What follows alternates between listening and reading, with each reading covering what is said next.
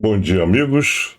30 de abril de 2025, 5 horas da manhã, aqui no Rio de Janeiro, horário de Brasília, 11 horas na Ucrânia. Não sei por que a Força Aérea tem atrasado com aquela chart azul marinho com os ataques de drones e os drones que foram derrubados. Tem demorado. Mas eu vou fazer o seguinte: me dá um segundo que eu vou mostrar na tela um desabafo da Astraia Intel. Desabafou duro, me dá um segundo só. O desabafo e também o palavrão não é meu, é dela, Astraia Intel. Eu só vou ler o que ela publicou no X. O Ocidente é toda desculpa. Se você acredita que o gargalo para enviar F-16 para a Ucrânia é a infraestrutura, você é um idiota enganado. Pare de repetir cegamente tudo o que houve na TV. A Força Aérea Ucraniana usará estradas se necessário e, na verdade, os aeródromos ucranianos estão longe de atingir sua capacidade máxima. A Ucrânia é um país em estado de guerra total com a porra da Rússia. Acho que as pessoas não entendem o que significa guerra total. Isso não é o Afeganistão. Protocolo é apenas uma sugestão. Em tais conflitos, recrutas podem literalmente ser enviados para a linha de frente com 2 dias de treinamento e com um fuzil meio quebrado. E você realmente acha que infraestrutura é um problema? Envie os malditos aviões, ou melhor ainda, licencia-os para a Ucrânia para serem produzidos internamente, nós vamos encontrar a infraestrutura. Bateu duro. Já o Kellogg afirmou que uma lista de condições para um acordo pacífico foi acordada em Londres, que inclui 22 ações. Os ucranianos não gostaram de todos, mas ninguém gostará da posição final que vocês desenvolverão. É normal. É normal quando se tem negociações. Mas acho que estamos em uma boa posição, muito boa com eles, no que diz respeito aos ucranianos. Estamos muito confortáveis onde estamos agora. Ele resumiu seu discurso dizendo que não pode haver vencedores nessa guerra e, portanto, é necessário trabalhar diplomaticamente. Já o queridinho de vocês, numa live para a ABC, disse o seguinte: se eu não tivesse vencido, Putin teria tomado toda a Ucrânia. Ai, que absurdo, esse cara é muito pedante. Não posso relaxar em uma praia sob câmeras durante uma guerra como Biden fez. Ele acrescentou que Putin o respeita e está pronto para acabar com a guerra. Por que a Rússia continua se recusando a um cessar-fogo de 30 dias para realmente negociar? O que ele fala não bate com a realidade. Olha, só para vocês entenderem, as exportações marítimas... Aí não é mais o Putin, não, aí sou eu falando. As exportações marítimas de petróleo da Rússia aumentam pela segunda semana, atingindo 3,26 milhões de barris, quer dizer, 1%, aumentou. Fator-chave, o retorno de 18 petroleiros anteriormente sancionados. Ué, se eles estão ou estavam sancionados, por que voltaram? As exportações semanais agora somam 23,72 milhões de barris, com 1 bilhão de dólares e 300 mil de receita. A Ásia domina a demanda, enquanto destinos incertos sugerem um possível redirecionamento. É isso aí. Alguma coisa está acontecendo para beneficiar os russos e provavelmente é o Laranjão que está fazendo essa caridade. Aquilo que eu sempre disse A Europa não aprendeu nada com a Segunda Guerra Mundial. Ela acabou com investimentos em defesa e nem um exército tem. O exército da Europa é ridículo. É ridículo. Hein? A Europa luta para enviar 25 mil soldados para uma potencial missão de paz na Ucrânia. Com exércitos subdimensionados e subfinanciados, uma força de 60 mil soldados continua irrealista. O foco agora se volta para treinamento, apoio aéreo, marítimo e rearmamento da Ucrânia. Absurdo. Somado todos os países, o exército na Europa, tirando os Estados Unidos, não chega nem aos pés do exército brasileiro. Isso é um absurdo para um país com um inimigo potencial como a Rússia, enfiado lá no pescoço deles. Vou te contar. O comandante-em-chefe das Forças Armadas da Ucrânia, o Sisky, disse que, apesar das declarações veementes sobre a prontidão para um cessar-fogo nos feriados de maio, os ocupantes, os russos, aumentaram significativamente a intensidade das hostilidades, concentrando seus principais esforços na direção de Pokrovsk. Quer dizer, eles falam em cessar-fogo, mas, na verdade, aumentaram muito as hostilidades, muita gente ferida, muita Kharkiv atacado e por aí vai. Na noite passada, drones atacaram a fábrica de instrumentação Murom, no distrito de Verbiovoi, na região de Vladimir, na Rússia. O ataque causou incêndios na entrada em um armazém de produtos acabados. A fábrica, que produz explosivos e está sob sanções da União Europeia, suspendeu as atividades nas proximidades. Desculpa, mas eu não vou esperar mais.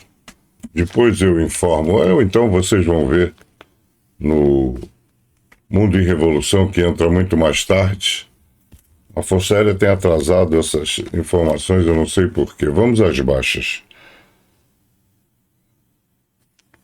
Foram 1.100 soldados, apenas um tanque, apenas um blindado, 11 peças de artilharia, muito pouco para quem aumentou a atividade dos ataques, né? Foram 45 pessoas feridas em ataque de drones, por exemplo, em Kharkiv, que é essa foto que você está vendo aí atrás de mim. Deixa eu subir para você ver melhor, tá vendo? Ali pegando fogo. Isso é Kharkiv.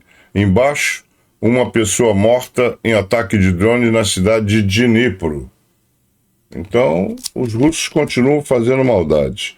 Um lançador múltiplo de foguete, 112 UAVs e 179, 179 veículos que tentaram fazer logística, levar recurso, munição, água, comida e às vezes recompletamento, mas foram explodidos, ficaram pelo caminho, tá? Vamos adiante para a galeria de membros e um bom dia a todos. Hoje, quarta-feira, vai ser comemorado o aniversário lá do 21 GAC, aquela unidade onde eu fui receber medalha na segunda-feira. Hoje vai ser reinaugurada a Capela de Santa Bárbara, que com a ajuda da Aori Niterói, do Sava e outras pessoas, né, que contribuíram financeiramente, ela foi toda restaurada. Então, às 5 horas eu vou estar lá para ver a restauração. A partir de 6 horas começa a chegar General Vilela e demais autoridades. Acredito que a formatura seja às 18h30. Vamos lá, vamos para a galeria de membros.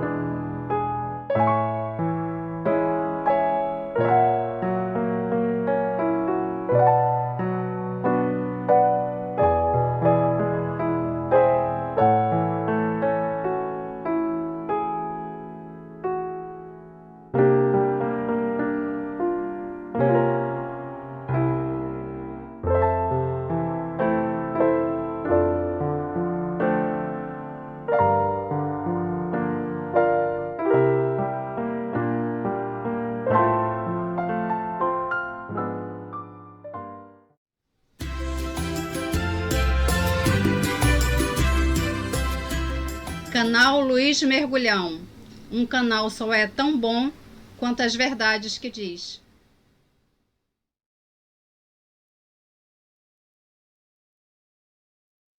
A manchete do RBC Ukraine é a seguinte: claramente não é suficiente. Primeira-ministra do Itália responde à nova proposta de cessar-fogo de Putin. A primeira-ministra italiana, Giorgia Meloni, criticou a proposta do ditador russo Vladimir Putin de cessar-fogo em 9 de maio. Ela afirmou que isso claramente não é suficiente para uma paz justa, relata o Corriere della Sera. Meloni enfatizou a necessidade de uma paz justa e duradoura na Ucrânia, destacando o seu apoio à iniciativa de cessar-fogo do presidente dos Estados Unidos, Donald Trump.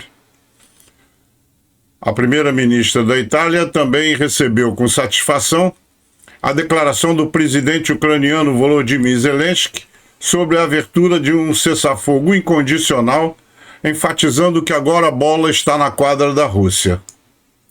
Entre aspas, agora apoiamos os esforços de Trump e estamos felizes que Zelensky tenha dito que está aberto a um cessar-fogo incondicional, mostrando que a Ucrânia também quer a paz. Agora é a vez da Rússia provar o mesmo, fecha aspas, disse Meloni.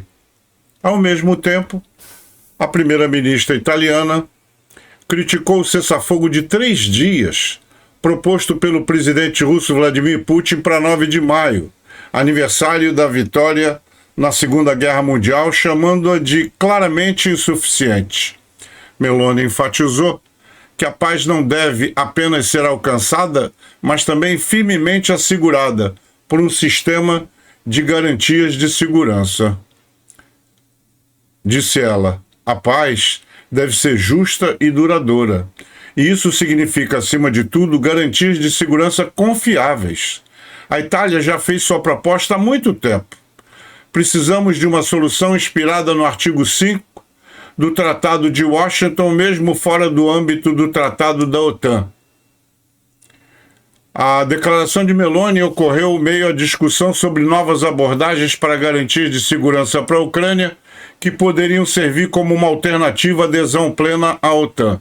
Novo cessar-fogo de Putin.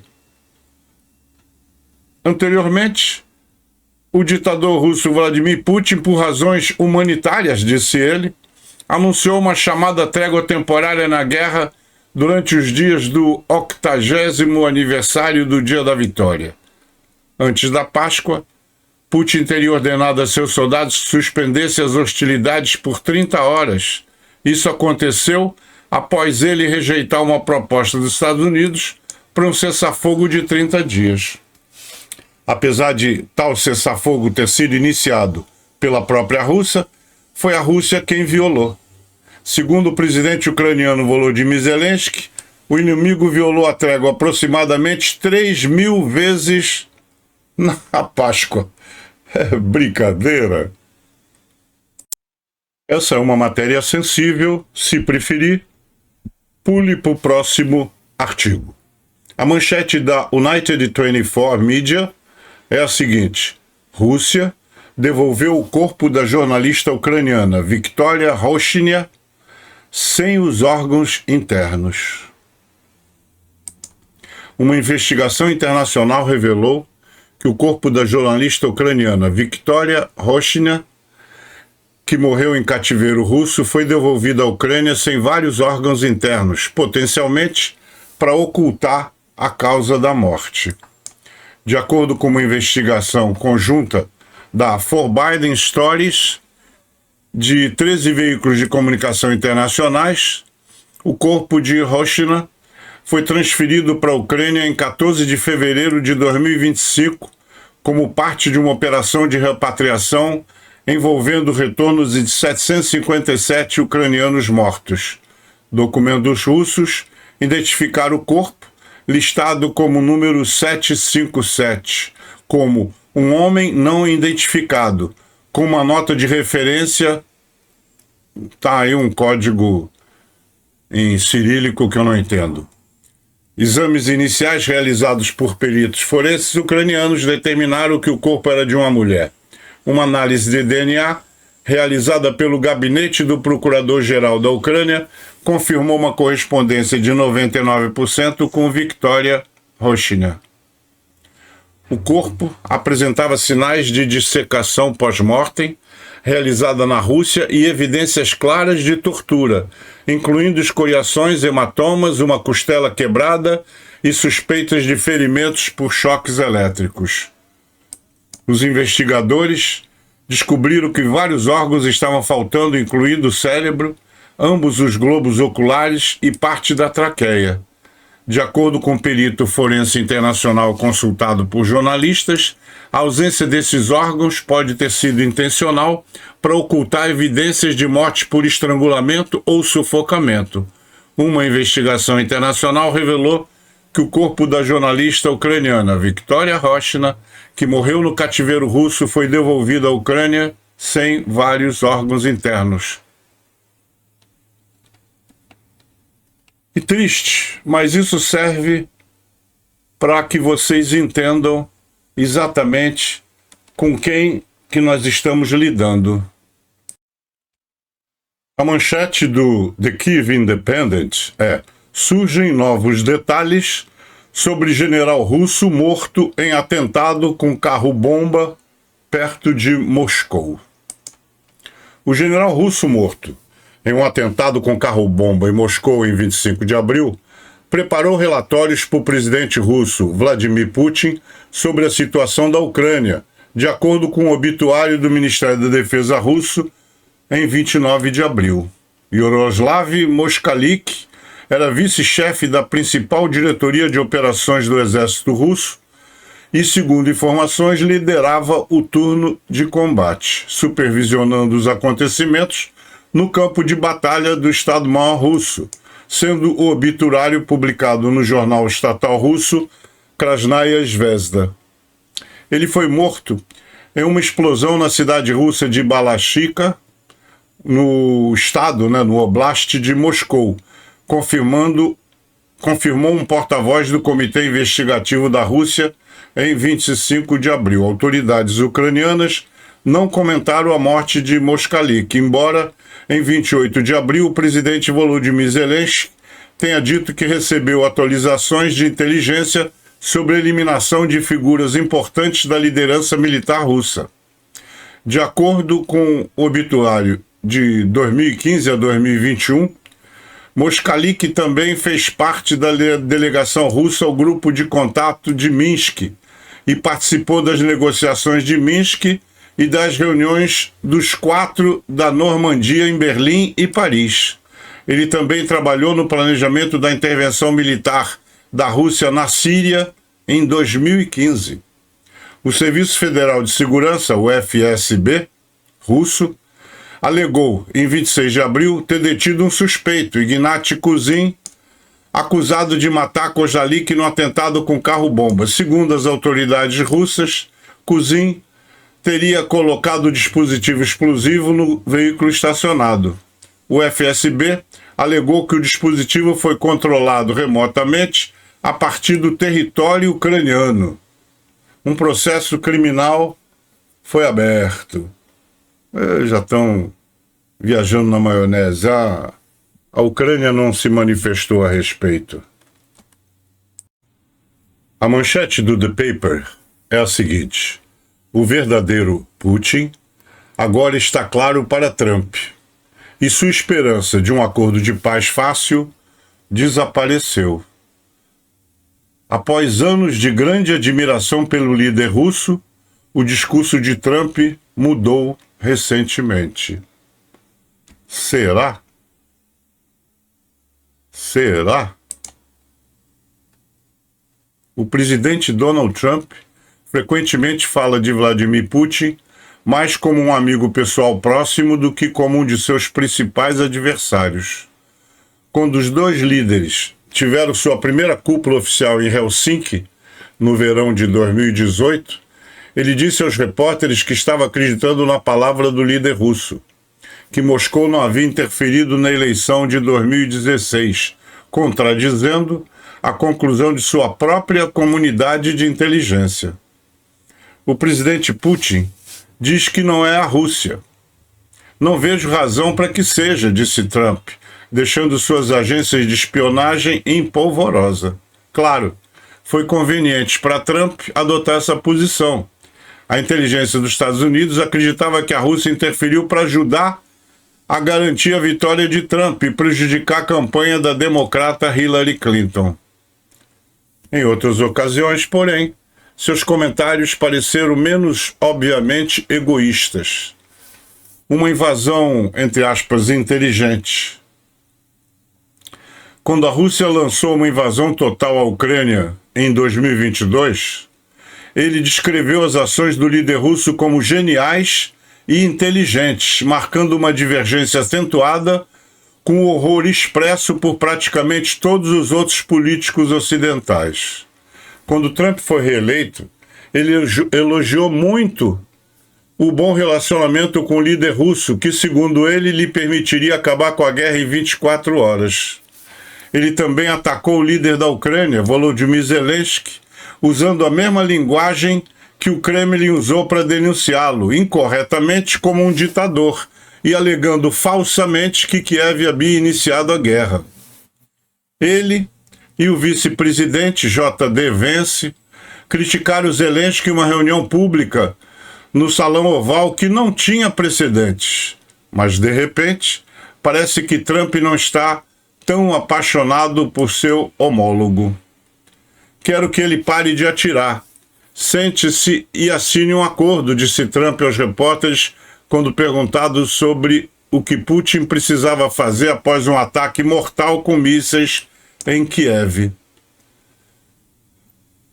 Ele disse: acredito que temos os limites de um acordo e quero que ele o assine e acabe logo com isso. Na semana passada, pelo menos 9 pessoas morreram, 70 ficaram feridas naquele ataque em Kiev, entre elas crianças. Aí veio o famoso Vladimir Pari. Fiquei muito decepcionado com os mísseis lançados pela Rússia, disse Trump. Fiquei surpreso e decepcionado, muito decepcionado, por eles terem bombardeado aqueles lugares após a discussão. Nas redes sociais, Trump até fez o que pareceu um apelo pessoal. Entre aspas, não estou satisfeito com os ataques russos em Kiev, desnecessários e em péssimo momento. Vladimir Pari. O que levou à mudança tanto no tom quanto no conteúdo da linguagem de Trump.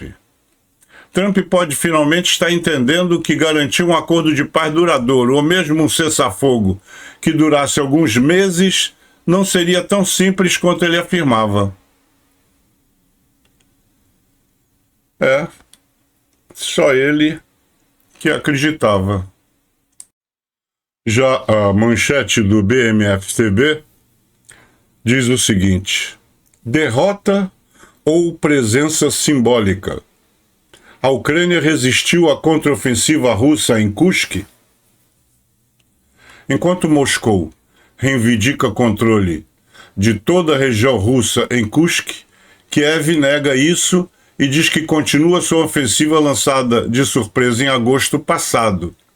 Segundo especialistas, a Ucrânia, derrotada, tem apenas uma presença simbólica na região sem peso militar. O governante do Kremlin está orgulhoso da retomada de sua região de Kursk, que está sob fogo ucraniano desde agosto de 2024. Foi o chefe do Estado-Maior do Exército Russo, Valery Gerasimov, quem anunciou nesse sábado, 26 de abril, a libertação da última localidade no território da região de Kursk, a vila de Gornal, durante uma reunião por videoconferência transmitida pela televisão estatal russa. A aventura do regime de Kiev fracassou completamente. Congratulou-se imediatamente Vladimir Putin. A vitória russa em Kursk, no entanto, é contestada pela Ucrânia. O presidente Volodymyr Zelensky garantiu no domingo que o exército ucraniano continuava suas operações nessa região da fronteira russa. Autoridades militares ucranianas também rejeitaram as alegações falsas feitas pelo Estado-Maior do Exército Russo no dia anterior, denunciando-a como propaganda de Moscou. Uma presença ucraniana agora simbólica? Não sei.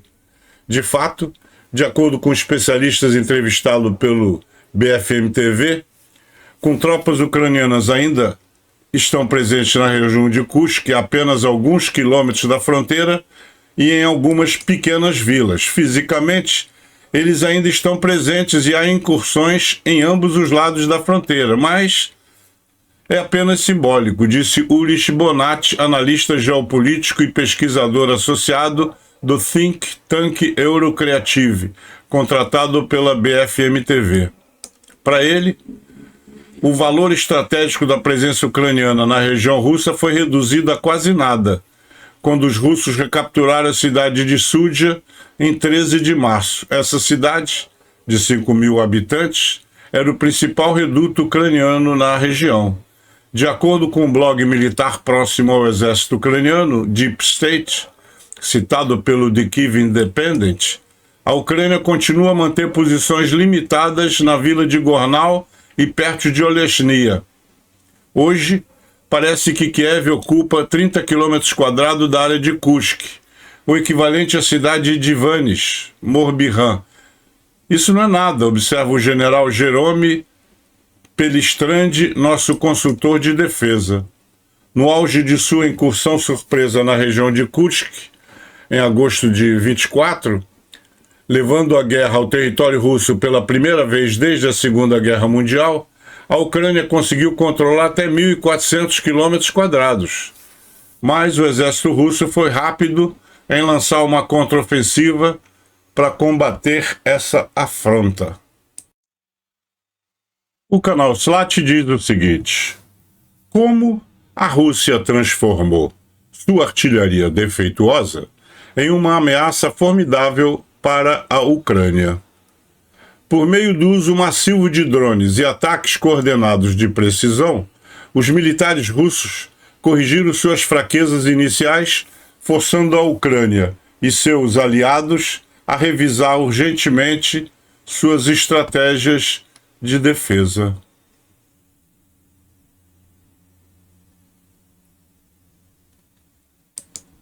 A invasão em larga escala da Ucrânia pela Rússia em 2022 destacou a fraqueza da artilharia russa, muito lenta, imprecisa, mal informada.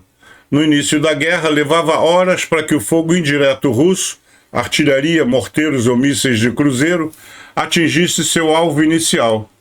Eles se mostraram amplamente ineficazes contra as unidades militares ucranianas.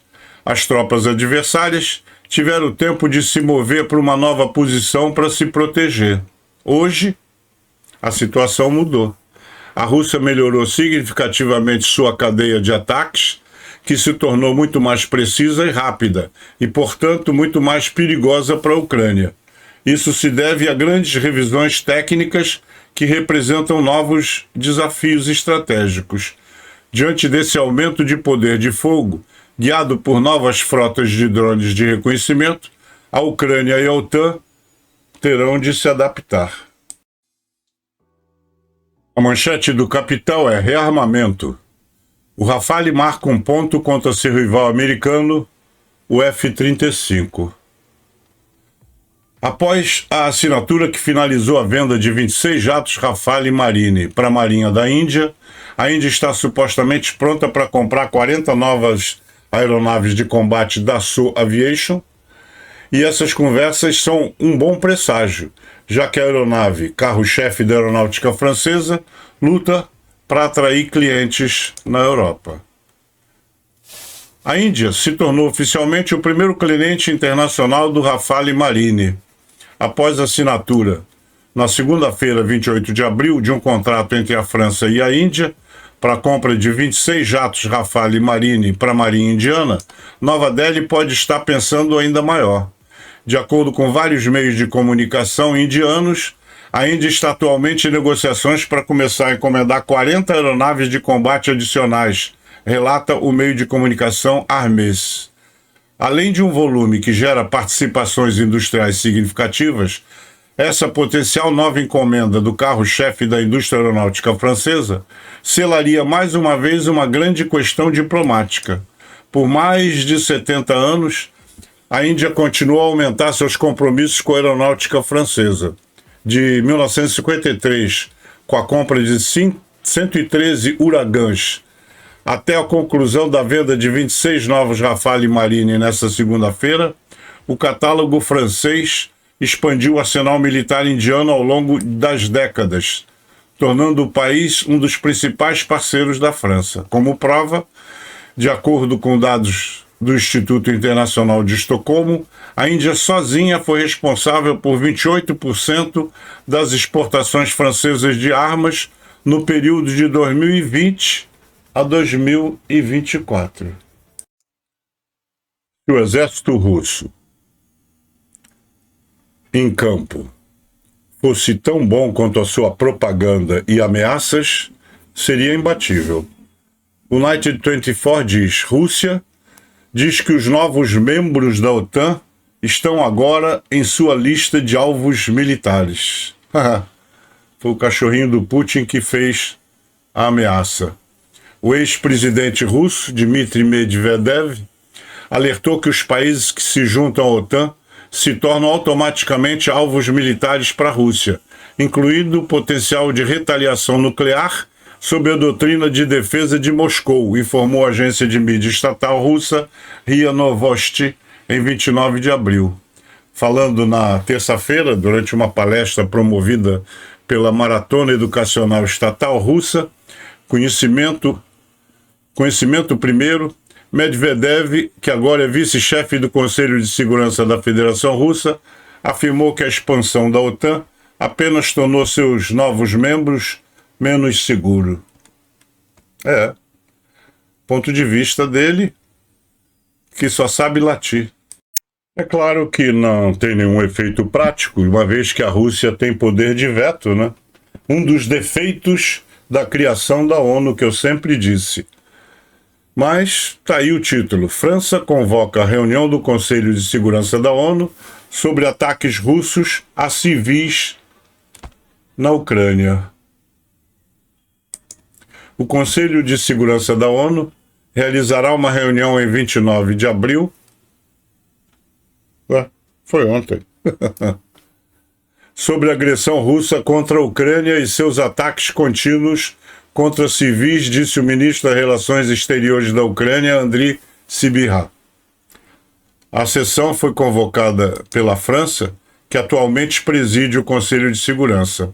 A Rússia intensificou seus ataques com mísseis e drones contra cidades e vilas ucranianas, mesmo enquanto os Estados Unidos buscam negociar um acordo de paz. Kiev pediu um cessar-fogo total e incondicional como primeiro passo no processo de paz, um pedido de Moscou continua rejeitando. A Ucrânia está comprometida com os esforços de paz. Concordamos com a proposta dos Estados Unidos para um cessar-fogo total há 49 dias, mas a Rússia não, disse Sybiha, referindo-se ao acordo entre Estados Unidos e Ucrânia em Jeddah, em 11 de março. O presidente russo, Vladimir Putin, anunciou uma trégua limitada de 3 dias entre 8 e 10 de maio para marcar o 80º aniversário da Segunda Guerra Mundial na Europa. As forças russas foram acusadas de violar tréguas temporárias anunciadas anteriormente por Moscou. Na reunião de hoje, do Conselho de Segurança, pedimos aos membros que expressem seu forte apoio às medidas da Ucrânia em direção à paz, condenem claramente o terrorismo crescente da Rússia contra civis e adotem uma posição de princípios sobre a necessidade de pressionar mais Moscou, observou Sybiha. Em 24 de abril, a Rússia lançou o ataque mais mortal contra Kiev em meses, matando 13 pessoas e ferindo cerca de 90. O Conselho de Segurança da ONU, composto por 5 membros permanentes e 10 rotativos, tem a tarefa de supervisionar a segurança global e lidar com crises e conflitos ao redor do mundo. França e Rússia, juntamente com Estados Unidos, Reino Unido e China, ocupam assentos permanentes no órgão.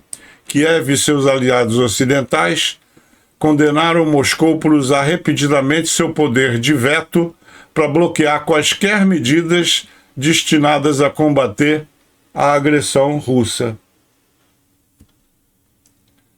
Infelizmente, enquanto a ONU não tirar essa cláusula e esse poder de veto de alguns, nada vai caminhar, porque alguns desses alguns são os principais criminosos.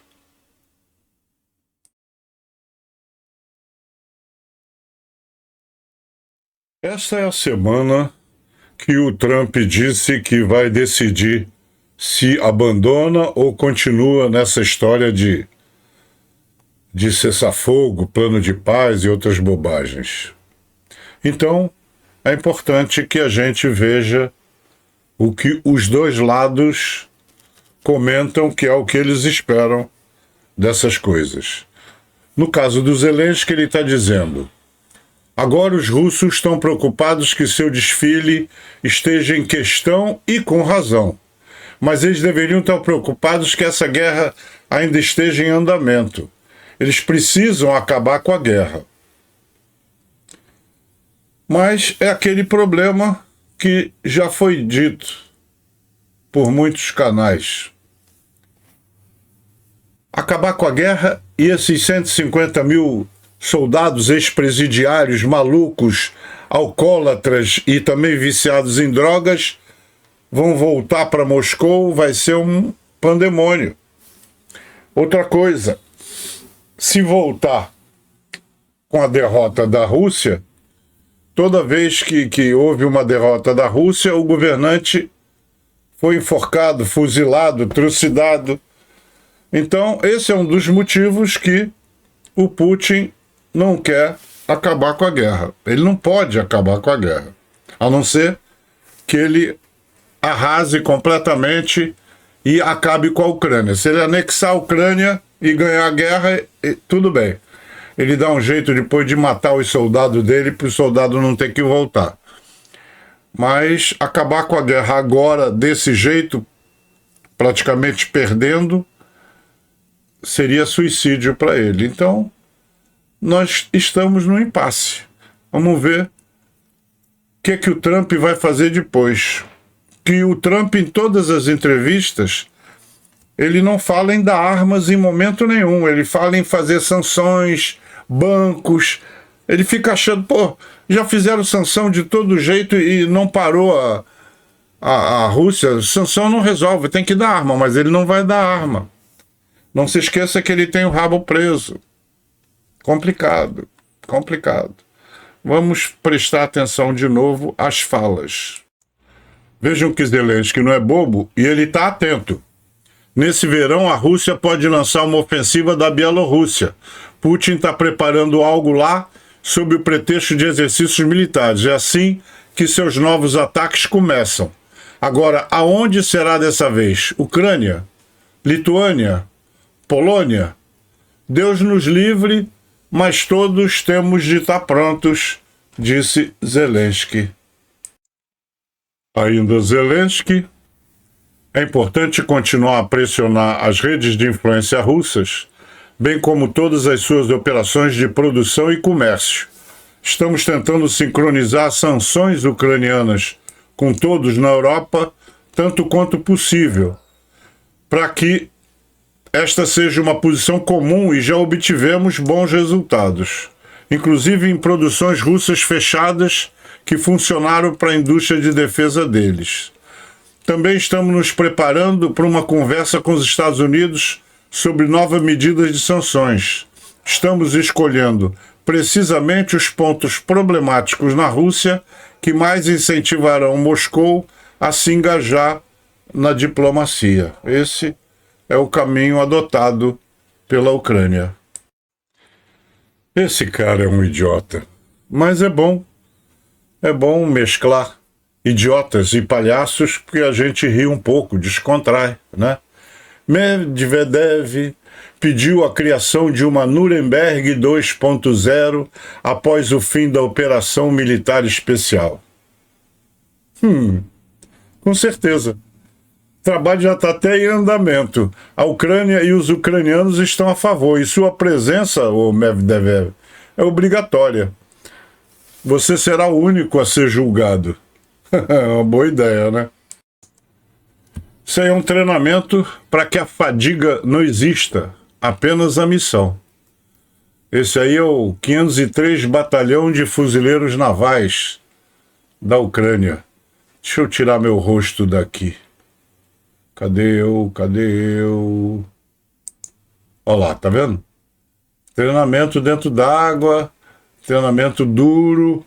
Quanto mais duro o treinamento, mais leve a missão.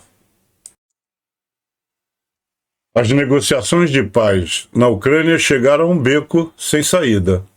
Putin exige o controle de Zaporizhia e Kherson. Ele rejeitou um cessar-fogo na linha de frente, insiste no controle total das regiões ocupadas e quer o reconhecimento de todos os territórios anexados, não apenas da Crimeia ocupada. Ou seja, ele quer o impossível porque ele não pode parar a guerra e ter aquele monte de soldado maluco dele voltando para casa. A ajuda da Ucrânia será reforçada sobre Meres. O ministro das Relações Exteriores da Ucrânia, Sybiha, conversou com o futuro ministro das Relações Exteriores da Alemanha. Informei Johann Wadefull sobre a situação no campo de batalha e os esforços de paz da Ucrânia. Agradeço sua postura pessoal, consistente em apoio aos nossos princípios compartilhados e sua confirmação de que o próximo governo alemão manterá e fortalecerá o apoio à Ucrânia, disse o ministro das Relações Exteriores da Ucrânia. Agora vocês vão ver por que os russos não quiseram a mediação desse general. O enviado especial do presidente Trump, general Keith Kellogg, disse que a Rússia não está vencendo essa guerra. A Rússia não fez grandes avanços no último ano e meio. Eles não tomaram a cidade de Kiev, a capital, não avançaram para o oeste do rio Dnipro, que é o principal obstáculo fluvial, nem tomaram Odessa. Perderam centenas de milhares de soldados e não moveram nada. Ela, a Rússia, avança por metros, não por quilômetros. E os ucranianos estão lutando em seu próprio território e estão lutando arduamente. Então, quando a Rússia diz que está vencendo, não está. Se estivesse vencendo, já teria vencido essa guerra. Então, acho que eles precisam se sentar e perceber isso. Acho que a Ucrânia está em uma boa posição. Os europeus realmente se destacaram. Agora, o Dr. Kellogg, faz um favor pra gente. Conta pra esse maluco lourão que você tem aí na Casa Branca quem é que agora tá com as cartas, porque ele vive dizendo que o Zelensky não tem cartas e eu acho que quem não tem é o Putin.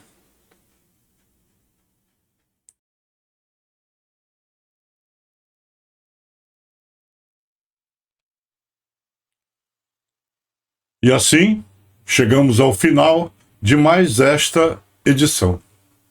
Esperamos de coração que você tenha aproveitado tudo o que preparamos com carinho, trazendo informações valiosas em meio a tantas narrativas fantasiosas por aí.